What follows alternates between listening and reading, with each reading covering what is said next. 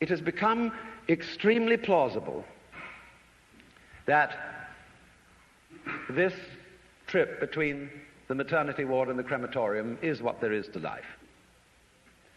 And we still have, going into our common sense, the 19th century myth which succeeded the ceramic myth in Western history.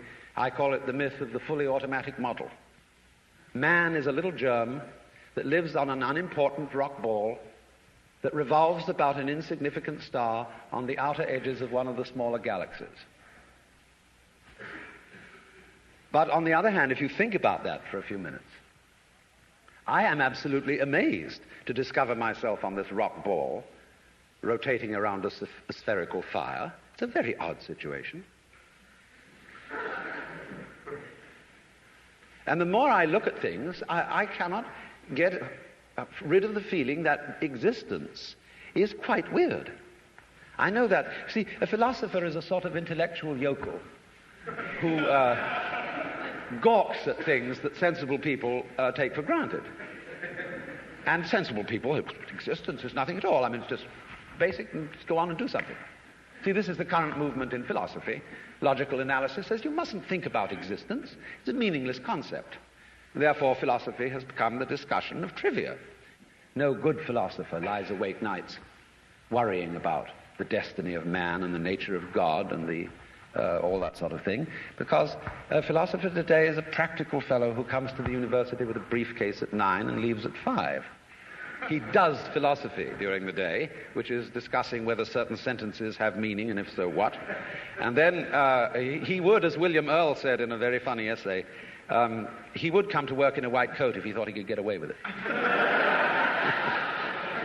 Problem is, he's lost his sense of wonder. Wonder is like, in modern philosophy, something you mustn't have. It's like enthusiasm in 18th century England. It's very bad form. But you see, I don't know what question to ask when I wonder about the universe. It isn't a question that I'm wondering about, it's a feeling that I have.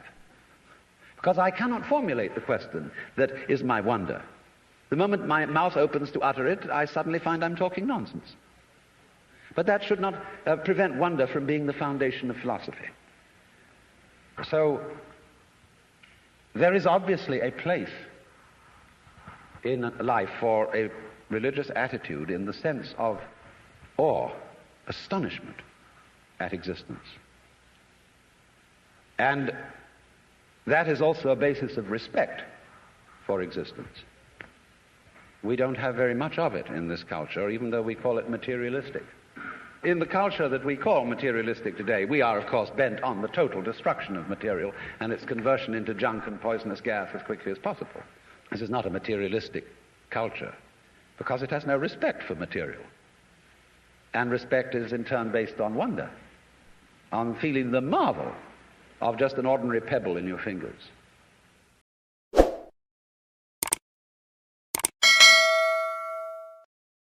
Subscribe now.